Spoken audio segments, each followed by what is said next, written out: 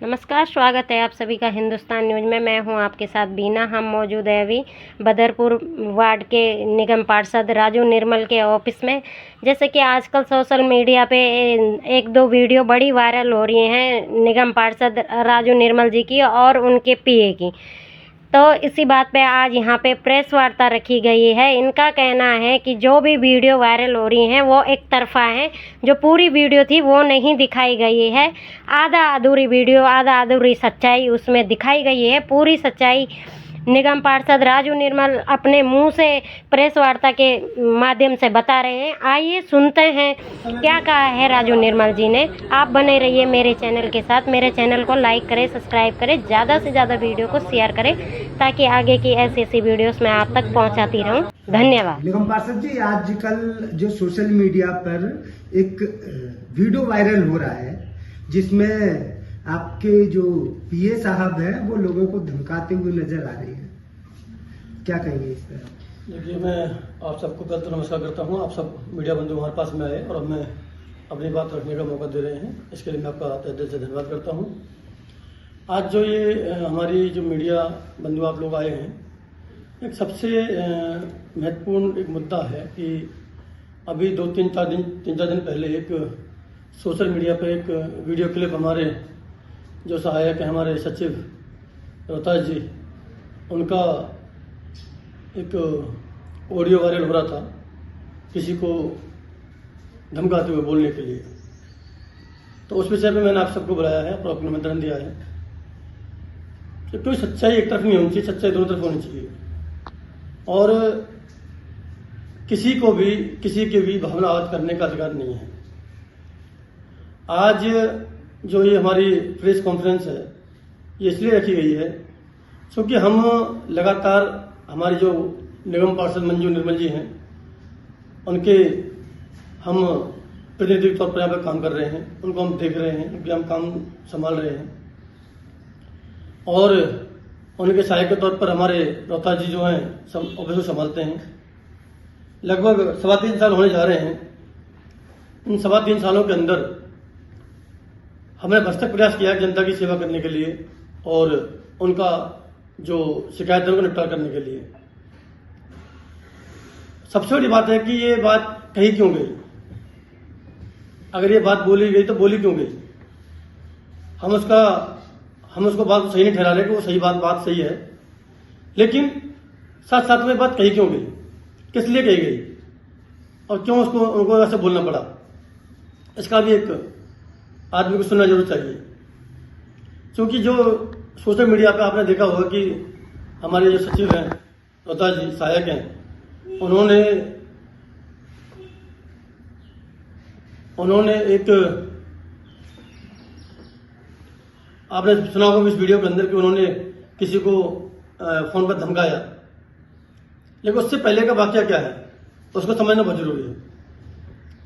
अभी आपको याद होगा कि एक सवा महीने पहले हमने लगभग पहले इस जो डीडीए पार्क जो हमारा है, इस पार्क के अंदर हमारे 1.5 महीने पहले लगभग हमारे माननीय सांसद श्री रामेश्वर सिंह धूड़ी जी के सहयोग से इसमें हमने 23 लाइट जो है इसको बड़ा पार्क के अंदर अंधेरा रहता है उसका उद्घाटन किया था, जिसमें हमारे सांसद प्रतिनिधि भाई ईश्वर सिंह धूड़ी जी भी आए थे और उद्घाटन करने के बाद में वो चले गए। अब इसमें डिले क्यों हुआ, उद्घाटन के बाद में इतना 1.5 महीने हो गए, डिले क्यों हुआ उसका मैं कारण बता देता हूँ आपको। इसके अंदर एक मीटर लगा हुआ है पार्क के अंदर, बीएसएस ने मीटर लगाया था वो, तो इसमें इतनी देरी क्यों हो रही है। तो उन्होंने कहा भाई साहब ये बीएसएस वाले मीटर फाड़ के ले गए, जैसे वो मीटर लग जाएगा तुरंत वहां पर वो खंभे लगवाने का काम चालू हम करवा देंगे। तो ये बहुत बड़ा मैं सांसद जी का बहुत बहुत धन्यवाद देना चाहता हूँ कि उन्होंने हमें इस गौतमपुरी के अंदर बहुत बड़ा शानदार पार्क दिया और उसके लिए हमें लाइटिंग व्यवस्था भी हमारे लिए करवाई। क्योंकि उसी क्रम में एक हमारे पास में जो निगम पार्षद फंड से जो लाइट आती हैं उन नई लाइटों को हमारा लगाने का काम चालू चल रहा था। उस जैसी वो हमारी पोस्ट होती है उस पर एक व्यक्ति जो चीनू गुप्ता सोशल मीडिया पे वो पोस्ट करता है और सवाल करता है। ये पोस्ट करते हैं हमारे सचिव जी रोहतास जी, और वो उस पर कमेंट करता है। तो उसका जो बोलने का जो लहजा था वो उस तरह से लहजा था कि एक भाषा शैली होती है सभ्य तरीके से बात रखने में। एक सवाल, जनता का पूरा सब अधिकार है सवाल पूछने का, सवाल बोलने का, क्योंकि जनता ने राइट्स दिए हैं। जनता का राइट सबसे पहले बनता है। कोई भी नेता चुनता है, कोई नेता जनप्रतिनिधि चुना जाता है, तो जनता का राइट्स होता है। जनता का सवाल को जवाब जो देना भी नेता कर्तव्य बनता है। लेकिन उन्होंने जो स्पीकर के बाद जो सवाल पूछा, उस सवाल में कहीं ना कहीं उनकी जो द्वेष भावना थी कहीं छुपी हुई थी। क्योंकि मैं चीनू गुप्ता को बता दूंगा आपको, उसके 4 नाम है जी। एक चीनू गुप्ता, एक शेखर गुप्ता, एक आर.एस. गुप्ता, एक नाम और उसका। तो उसका काम यही है कि सोशल मीडिया पर क्या लोगों को भ्रमित करने का, उल्टे सीधे कमेंट करने का, उल्टे सीधे लोगों को बोलने का। वो इसी गौतमपुरी में रहता है, हमारे घर से अगले गाली घर जो हमारा रोड है उसके अंदर रहता है। अगर भाई आपको समस्या थी, आपको परेशानी थी, सवाल करना था, जवाब करना था, आप यहीं से रोजाना निकल के जाते हैं, आप हमसे पूछ सकते हैं, हमसे बात कर सकते हैं। और मैंने कम से उन्होंने मेरे कम से कम 100 बार फोन किए होंगे। मैंने कम से कम 100 बार उनके काम करवाए होंगे। कभी नाले के लिए, कभी लाइट के लिए, कभी मतलब आते फोन आते रहते हैं उनके। कभी मैंने किसी काम के लिए उनके लिए मना नहीं किया। लेकिन जो ये चीज घटना घटी, क्योंकि हम भी इसको सही नहीं मानते, क्योंकि राजनीति के अंदर ये चीजें सही नहीं होती हैं। ये जो घटनाएं सही नहीं होती हैं, क्योंकि राजनीति जो होती है सही और सभ्य शैली में करनी चाहिए, हमको करनी चाहिए। तो ये जो उन्होंने उनको बोला कि भाई आप नेता के चमचे हो, उसके चमचे हो, मतलब 2 नौकर बोले हो, तो मैंने इनको हमेशा ही अपना रोहतास जी मेरे शुरू से मेरे संघर्ष के साथी रहे हैं। मेरे भाई, मैं छोटे भाई की तरह इनको मानता हूँ, और इन्होंने हमेशा हमारे अच्छे बुरे मन में साथ दिया। तो भाई के तौर पर जो इनको कहने की भावना आवत है कि भाई इस तरह से उनको नहीं बोलना चाहिए था। और मैं ये भी कहता हूं कि रोहतास को भी इनको इस तरह से नहीं बोलना चाहिए था, ये गलत हुआ था। और हम इसकी कोई बचाव नहीं कर रहे हैं, हमको इसका कोई पक्ष नहीं ले रहे हैं, क्योंकि राजनीतिक जो भाषा होती है, राजनीतिक भाषा सभ्य भाषा होनी चाहिए आदमी की। और उसी सभ्य भाषा के तहत, क्योंकि हमें इस पर प्रेस कॉन्फ्रेंस की जरूरत नहीं थी, और हमें जनता के जो लोग हैं वो हमें जानते भी, हमारे भाषा शैली के बारे में भी जानते हैं, और हमारे विभाग के बारे में जानते हैं, और वो जानते हैं कि कहीं न कहीं ये षड्यंत्र हुआ एक तरीके से। आप ये बताइए कि 2 घंटे के अंदर मात्र 1.5 से 2 घंटे के अंदर वो कमेंटबाजी हुई, और कमेंटबाजी होने के बाद 2-3 घंटे के अंदर वो पूरी वीडियो वायरल इस तरह से कर दी गई, क्योंकि वो जानबूझ कहीं ना कहीं करवाया जा रहा था, जानबूझ को बुलवाया जा रहा था। तो उसके पीछे कौन है हम जानते हैं। क्योंकि कहीं हो सकता चूक हमारे साहिब जी की तरफ से भी हुई है, तो मैं भी उनसे चाहूंगा कि वो भी इस मुद्दे पर अपने जो उनके लिए जो शब्द उन्होंने बोले हैं उसके लिए वो माफी मांगे। क्योंकि मैंने जो आपसे जो बुलाया है, तो इसलिए बुलाया कि हमने हमेशा अच्छी राजनीति करी है, हम गलत राजनीति नहीं करते, न हम गलत भाषा का प्रयोग करते हैं। लेकिन हाँ, आप सम्मान से बड़ा कोई समझौता चीज नहीं होती। लेकिन कोई जनता को भी ध्यान रखना चाहिए, लोगों को भी ध्यान रखना चाहिए कि भाई आपने हमें चुना है, बेशक आपने चुना है, आपने हमें नाले के लिए, लाइट के लिए, पानी के लिए, शिक्षा के लिए, स्वास्थ्य के लिए चुना है। वो आदमी, आपका काम नेता से जनता से सवाल पूछने का, लेकिन सभ्य दायरे के अंदर, सभ्य भाषा के अंदर वो दायरा सवाल पूछा जाना चाहिए, और सभ्य भाषा के अंदर होना चाहिए। और नेता का कर्तव्य बनता है कि उसको उस सभ्य भाषा शैली के अंदर उसको जवाब देना चाहिए। पार्षद पति साहब, मेरा सवाल ये है कि जैसे अभी आप बता रहे हैं लोगों को, जो अभी दर्शक देख भी रहे हैं लाइव के माध्यम से भी आपकी वीडियो, तो आप इसको एक तरफ कह रहे हैं कि सही नहीं है, दूसरी तरफ सही भी ठहरा रहे हैं। आपको लोगों ने चुना इसलिए है कि आप उनका काम कराएं, और लोग परेशान भी हो जाते हैं किसी भी चीज से अगर लेट लपेट होता है। तो अगर लोगों की भावनाएं भी अगर आहत होती हैं, तो आपको भी तो संयम रखना चाहिए। अब आप किसी को धमकाएंगे, ये कहाँ तक ठीक लग रहा है? देखिए, बिल्कुल आपकी बात में, भाई साहब आपकी बात को मैं बिल्कुल सही ठहरा रहा हूँ, और अब आपकी बात में कही है कि नहीं कह रहा कि मैं आपकी बात को कट कर रहा हूँ। मैं इस बात को इसलिए कह रहा हूं आपसे कि जनता का पूरा अधिकार है, जनता हमारी सर्वोपरि है, और जनता का पूरा अधिकार है पूछे, सवाल करे। और हमारा भी कर्तव्य बनता है, कई बार हम भी मानते हैं कि कई बार चीजें लेट लतीफ हो जाती हैं। जैसे आज काम होना, वो 4 दिन लेट हो जाता है, 6 दिन लेट हो जाता है, 10 दिन लेट हो जाता है, जनता की कई बार गुस्सा में आ जाती है। लेकिन हमारा पूरा प्रयास ये रहता है कि उस जो उनके लोगों को काम करवाने का, उन लोगों को काम हो, और उनकी लेट, कोई हमसे ये नहीं कह सकता मैं ये दावे के साथ कह सकता हूं, अगर 2-4 लोगों में छोड़ दूं, देखिए राजनीति के अंदर आलोचक भी होना बहुत जरूरी है और आलोचक होने भी चाहिए, लेकिन आलोचक स्वस्थ भाषा के अंदर होने चाहिए, ना कि असभ्य भाषा के अंदर। अगर हम असभ्य भाषा हम यूज करते हैं, चाहे कोई किसी तरह से होता है, तो वो कहीं ना कहीं चीजें नुकसानदायक होती हैं और चीजें खराब होती हैं। अच्छा, एक दूसरा सवाल ये भी है कि ये तो एक रहा धमकाने का वीडियो, एक और वीडियो सोशल मीडिया पे वायरल हो रहा है जहाँ पे आप हैं और आपके पीए साहब हैं और तमाम लोग हैं जो डांस करते हुए वीडियो भी वायरल हो रहा है। इस विषय पे आपकी क्या विचार है? देखिए पत्रकार साहब, आप अच्छे समझदार आदमी हैं। मैं तो लोगों से खाली इतना कहना चाहता हूँ कि आप ये बताइए कि क्या डांस करना कोई गलत बात है? क्या कोई नाचना गलत बात है? मैं बहुत अच्छा नाचता हूँ, मेरे बहुत अच्छा डांस करने आता है, लेकिन सामान्य जीवन के चलते हम कई बार अपनी भावना को दबा लेते, कई बार हम सार्वजनिक मंचों पर हम डांस नहीं करते। क्या उस डांस के अंदर उसको गलत है? क्या हमने कोई गलत किया है इसके अंदर? अगर हम पार्टी प्रोग्राम खत्म करने के बाद में अगर हम अपना थोड़ा सा उसमें एंजॉय कर रहे हैं अपना ये कई बार हो जाती है, कई बार क्या हम अपना हम उसमें लोगों के साथ में अपना एंजॉय कर रहे हैं, डांस वांस कर रहे हैं, तो हमने उसको गलत कर दिया, तो आप हमें बताइए कि हमने उसके अंदर कोई गलत किया है? गलत नहीं। अच्छा, एक आरोप और लग रहा है कि जिस अभी पार्क की आप बात कर रहे हैं कि यहाँ पे ये उस पर आरोप ये लग रहा है कि आपने उस पार्क को कब्जा लिया है। देखिए, मैं आप मीडिया बंदे से इसलिए मैं कहना चाहता हूँ आपसे कि आप ये हमारा हॉर्टिकल्चर का ऑफिस है, ये हमने 2024 के अंदर इस कमरे का निर्माण करवाया, 25 के अंदर ये तैयार हुआ है। और ये जो पार्क है, यहाँ पे हमारे बुजुर्ग लोग भी यहाँ आते जाते हैं, बच्चे भी आते जाते हैं। ये कमरा हॉर्टिकल्चर का कमरा है। इसके अंदर हम 2 से 3 घंटे हम बैठते हैं, सुबह 10 से लेकर 1 बजे तक हम इसमें अंदर बैठते हैं। साथ में इसके लिए हमने लोगों को सुविधा करवाने के लिए, क्योंकि नगर निगम का कमरा है, हम नगर निगम की न्यूट्रलिटी काम करते हैं, ना कि उसमें कोई अपना कोई हमारा कोई व्यक्तिगत इसके अंदर सामान पड़ा हुआ है कि हमें अपने कोई व्यक्तिगत हम इसके लिए उपयोग कर रहे हैं।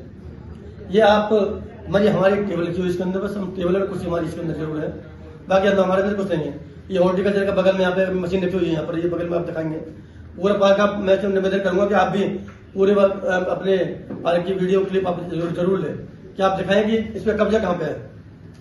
ये कमरा जो है हॉर्टिकल्चर के नाम से है। ये आप इसमें देखेंगे कि ये जो बिल है वो हॉर्टिकल्चर के बिल के नाम से कमरे का जो बिल है हॉर्टिकल्चर के नाम से कमरा आता है। तो इसमें आप बता दीजिए कहाँ इसमें ये बात आ जाती है कि हम इस पर हमने कब्जा कर रखा है। हाँ, ये जरूर है कि हम इसकी सेफ्टी जरूर रखते हैं। बुजुर्ग आए, महिलाएं आए, बच्चे आए, बैठे उठे खेले, कोई दिक्कत नहीं है। लेकिन जो हमारे असाधारण तत्व जो तरह के जो टाइप के जो लोग हैं, हम उनको कहते थे भैया अपना बड़ा पार्क में जाकर बैठ जाइए, हम उनको यहाँ पर एंट्री करने नहीं देते। ये बात जरूर है और ये इसके लिए हम मानते भी हैं, क्योंकि जिम्मेदारी सबकी बन जाती है। और ऐसे पार्क हम चाहते हैं, जनता से हम निवेदन करना चाहते हैं, हम जनता को 5 पार्क हमारे और तैयार होने जा रहे हैं इस तरीके से। उन पार्कों को हम जनता को जल्दी सौंपने जा रहे हैं, सांसद जी के सहयोग से, सांसद जी के माध्यम से, हमारे आदरणीय रेखा गुप्ता के माध्यम से हमें उसमें फंड मिला है। और वो हम चाहते हैं कि मैं लगभग इसमें सुबह शाम मैं खुद व्यक्तिगत तौर पर इसके अंदर पार्क के अंदर 2 से सुबह 1.5-2 घंटे सुबह पानी देता हूँ, 1.5 घंटे सुबह शाम को पानी देता हूँ, तब जाके घास यहाँ पे उग पाई है और यहाँ पे पेड़ पौधे हमारे उग पाए हैं। और ये पार्क जो है इतना गंदा, इतना बदहाल पार्क थे सारे पार्क हमारे गौतमपुरी के अंदर। जब हम पार्षद जब बन के हमारी धर्मपत्नी जी हमारे यहाँ पे मंजूरी मजी से पार्षद जब बन के आई, तो उस समय गौतमपुरी की हालत बहुत दयनीय थी, बहुत खराब थी। लेकिन सांसद जी के माध्यम से, हमारे निगम पार्षद जी के माध्यम से इस कॉलोनी का कायाकल्प हुआ है और आगे भी इस कायाकल्प करने की हम कोशिश कर रहे हैं। नहीं, जिस पार्क की आप रख रखाव करेंगे वो तो आपका कर्तव्य है, क्योंकि आपको लोगों ने पार्षद बनाया है, और तो उस पर अपना आधिपत्य थोड़ी आप स्थापित कर पाएंगे। देखिए, आधिपत्य कोई आप पता किस तरह का आधिपत्य कर रखा है बताइए आप। जो अगर इस तरह के लोग कहते हैं कि भाई हम आधिपत्य, हमारा क्या आधिपत्य बताइए? क्या हम इसको व्यक्तिगत रूप से अपने उपयोग कर रहे हैं? क्या हमारे यहाँ पे परिवार आके यहाँ पर रह रहा है? क्या हमने इस पर कोई कब्जा कर रखा है? आप आएंगे तो हमने इसमें आधार कार्ड सेंटर भी लोगों की, हमारे बदरपुर की जनता के लिए, और बदरपुर नहीं पूरे विधानसभा के लोग भी यहाँ पे आते हैं, बदरपुर विधानसभा के लोग भी आते हैं, फरीदाबाद के लोग भी आते हैं, जो हम 40-50 टोकन सुबह वहाँ पे बंटवाते हैं और टोकन के माध्यम से यहाँ पर उनका आराम से। और यहाँ पे आज संडे रविवार का दिन है, आपको लोग यहाँ पे दिखेंगे नहीं, लेकिन अभी छुट्टी का दिन रहता है। अगर आप सोमवार को आते या सोमवार से शनिवार तक कभी भी आप आएंगे तो आप देखेंगे कि इस पार्क के अंदर का में लोग बैठे रहते हैं, अपने पार्क आते हैं और शांति से अपना आधार कार्ड में चले जाते हैं। और आपने देखा होगा कि मोहन स्ट्रीट के अंदर पहले हमारा नजदीकी था, अलीगांव से उधर के रोड तो ले आई तो पहले यहाँ नजदीक था, लेकिन चूंकि अब वो आधार कार्ड सेंटर हमारा वहाँ पे मालिक लेकर चला गया है, तो हमारे जो आसपास के लोगों को बड़ी परेशानी हो रही थी, दिक्कत हो रही थी।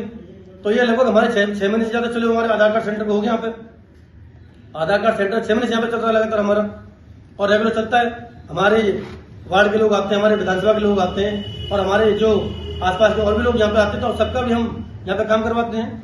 अच्छा, और तमाम आरोप लग रहे हैं आप पे क्षेत्र में सफाई व्यवस्था को लेकर, कूड़ा नहीं उठ रहा है, नालियाँ सफाई जो है सफाई नहीं हो पा रही है, उस पर आपकी देखिए भाई साहब, ऐसा है कि हमने आज हमारे पास में जब गाड़ी समस्या होती है, बीच में गाड़ी हमारे पास में 8-7 महीना पहले गाड़ी हमारे पास में आई थी, तो 3-4 महीने वो गाड़ी आई थी, 6 महीने के लिए टेंडर हुआ था, और 6 महीने टेंडर होने के बाद में उन्होंने कहा दूसरी गाड़ी हमारी अभी जो नया टेंडर होने जा रहा है वो 7 साल के टेंडर होने जा रहा है, और उसकी नई गाड़ी जो हमें अभी मिल जाएंगी हमें, वो मतलब 2 से 3 महीने के अंदर नई गाड़ी हमें और ई रिक्शा वगैरह सब कुछ मिल जाएगा हमें।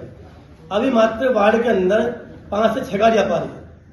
पहले जो गाड़ियां जो उनको 11 गाड़ी 13 गाड़ी मिली हुई थी, वार्ड में 13 गाड़ी थी, लेकिन आज वार्ड में मात्र 6 से 7 गाड़ी आती हैं। उसमें भी किसी में भी हेल्पर आ पाता है, किसी में नहीं आ पाता। हमारी दिल्ली सरकार, हमारी नगर निगम, और क्योंकि हमारे नीचे से लेकर ऊपर सरकार हमारी है, हमारे लोग तो उन्होंने अभी ये अपना टेंडर हो गया हमारे 2 से 3 महीने के अंदर आपको पूरी जगह आपको व्यवस्था पूरी सुचारू रूप से मिलने को अच्छे होने चालू हो जाएगी।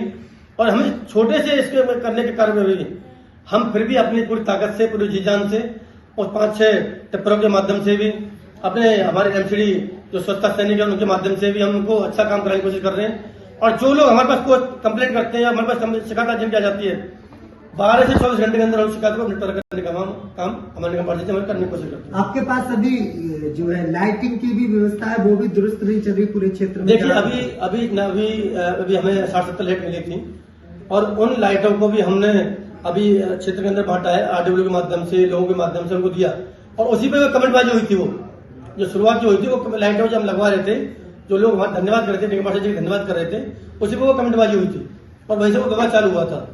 तो मैं आपसे आश्वस्त करना चाहता हूं कि अभी और लाइट आने वाली है। हम जनता से निवेदन करते हैं, और आप हमारी जनता जनार्दन है, आप हमारे पूजनीय है, सम्मानित है और आदरणीय है जनता हमारी। और आपको कोई भी समस्या है, सभा से समस्या हो, रिलेटेड हो, या कोई लाइट लगवानी हो, या कोई आपको अन्य कोई कार्य करवाना हो, आपका निगम पार्षद ऑफिस है, आप यहाँ पे आए, और आप अपना जो भी आपका जो हमारे माध्यम से आपका जो शिकायत का समाधान हो सकता है, हम पूरी कोशिश करेंगे, पूरी जी जान से कोशिश करेंगे आपका वो काम हमारे माध्यम से हो। मेरा लास्ट सवाल ये है आपसे कि जो जहां से हमारी प्रेस कॉन्फ्रेंस की शुरुआत हुई थी, मैं वापस उसी सवाल पे आता हूँ कि जो धमकी का जो वीडियो दिखा, इस पे आपकी क्या प्रतिक्रिया? देखिए, मैं धमकी का वो चीजें उधर से भी चीजें गलत हुई, उनका भी लहजा ठीक नहीं था, और जो इधर से हमारे रोहता जी ने जो बोला वो भी गलत था। और मैं उससे चाहूंगा कि हमारे रोहता जहाँ बैठे हुए हैं, आपके चैनल के माध्यम से, मीडिया के माध्यम से, और हमारे लाइव के माध्यम से वो इस काम के लिए अपने सबसे सार्वजनिक तौर पर माफी मांगे। और आगे से वो मैं उनसे कहा है, मैं समझाया इनको कि आप कभी भी इस तरीके से, हमें कोई बोलता है बोलने दो, हमारा अगर कोई हमें कोई भावना है, आप सबसे अच्छी बात है कि आप पुलिस की शिकायत है उसकी, कोई हमसे गलत बोलता है, कोई तभी से बोलता है, तो सबसे अच्छा माध्यम है कि कानून के माध्यम से कानून सहारा लो उसके लिए। तो मैं चाहूंगा कि हमारे रोहता जहाँ बैठे हुए हैं वो भी आपके मीडिया के माध्यम से और लाइव के माध्यम से आपको इस काम के लिए जरूर अपनी माफी मांगो। सोशल मीडिया पर वायरल हो रहा है कि आप लोगों को इस तरीके से धमका रहे हैं, इस धमकाने का रीजन बता दीजिए लोगों को कि आप ऐसे क्यों धमका रहे हैं?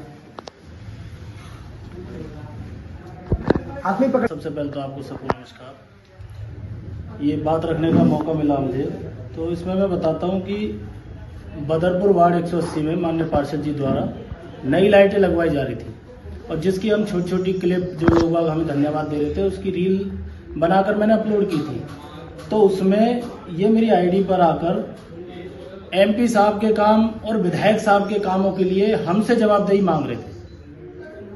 अब उनके काम है तो वो जवाब देंगे, हम उसमें क्या कर सकते हैं। तो मैंने उनको एक छोटा सा ये बोल दिया था कि भाई आपकी आंखों में पता नहीं कौन सा बाल है जो आपको सिर्फ बुराई दिखाई देती है। मैंने उनसे कुछ गलत नहीं कहा था। उसके बाद मैंने उनसे ये बोला कि भाई आपको सिर्फ बुराई दिखाई देती है तो और आप सवाल खड़े करेंगे, इससे बढ़िया मैं आपको जवाब नहीं देना चाहता। उसके बाद उन्होंने मुझे चमचा कहा, पार्षद जी का नौकर कहा, टट्टू कहा, और पता नहीं क्या क्या वो बोलने लगे। अब आदमी देखिए इंसान है, गलतियों का पुतला भी होता है, आवेश आ जाता है गुस्से में। मैंने उन्हें फोन मिलाया, मैंने उनसे पूछा भी क्या दिक्कत है आपको कोई समस्या है, आपका ऑफिस बराबर में है, पार्षद जी का घर बराबर में, आप पूछ सकते हैं। उन्होंने बाकी की चीजें काट कर जब उन्होंने मेरे से उल्टा सीधा बोला तो फिर मैंने आवेश में आकर उनसे वो शब्द कह दिए। इसके लिए मैं पूरी क्षेत्र की जनता से माफी मांगता हूँ, क्योंकि एक गलत मैसेज गया है। हम एक जिम्मेदारी वाले पद पर बैठे हैं और वहां पे हमसे ऐसे शब्द निकल जाते हैं, तो उसके लिए मैं आपसे सभी से हाथ जोड़कर माफी मांगता हूँ। लेकिन माननीय भूल यहाँ पे मैं आपको रोकूंगा कि आप गलती करके अगर माफी मांगेंगे तो इससे दोबारा भी आप गलती करेंगे, फिर भी माफी मांगेंगे। जनता को रोष प्रकट करना उनका अधिकार है, वो रोष प्रकट करेंगे। और आप जैसा कि मंजू निर्मल जी का आप काम काज देखते हैं तो लोग आपको ही फोन करेंगे, और दोबारा भी आपको फोन करेंगे तो दोबारा करेंगे, तभी भी आप ऐसे ही काम करेंगे क्या? नहीं, देखिए जनता की बात ऐसी है, आज से जब से ये पार्षद जी बने हैं, जब से मैं इनका काम देख रहा हूँ, आज तक मैंने किसी को ना धमकाया, ना मेरी किसी से कोई बहस हुई है। मैं अपने काम से काम रखता हूँ। मेरे पास कोई भी आदमी, चाहे अपोजिशन का हो, चाहे सत्ता का हो, चाहे कैसा भी हो, कोई भी शिकायत लेकर आता है, पार्षद जी के माध्यम से उसकी शिकायत का समाधान हो, ठीक है जी। लेकिन इस व्यक्ति की थोड़ी सी आपको बता दूं मैं कि इसकी प्रवृत्ति ऐसी रही है कि इसने मेरे को पहले भी बार बार कमेंट करे हैं और नेगेटिव भी कमेंट करे हैं इसने हमेशा। इस बार इसने थोड़ा सा ज्यादा भड़का दिया, तो जिसकी वजह से विवाद खड़ा हुआ है। इससे पहले का भी एक है। क्षेत्र की जनता से आप क्या कहेंगे इस बात को लेकर? देखिए, क्षेत्र की जनता से मैं सिर्फ एक चीज कहना चाहता हूँ, ये जो आधी रिकॉर्डिंग उन्होंने भेजकर जो छवि खराब करने की कोशिश करी है, मामला तो गलत हो गया है, उसके लिए मैं माफी मांग सकता हूँ सिर्फ। और आगे मैं कोशिश करूंगा कि कोई हमें कुछ भी कह जाए तो हम अपने शब्दों पर संयम रखेंगे और आगे से ऐसी आपको भूल नहीं दिखाई देगी। ठीक है, धन्यवाद।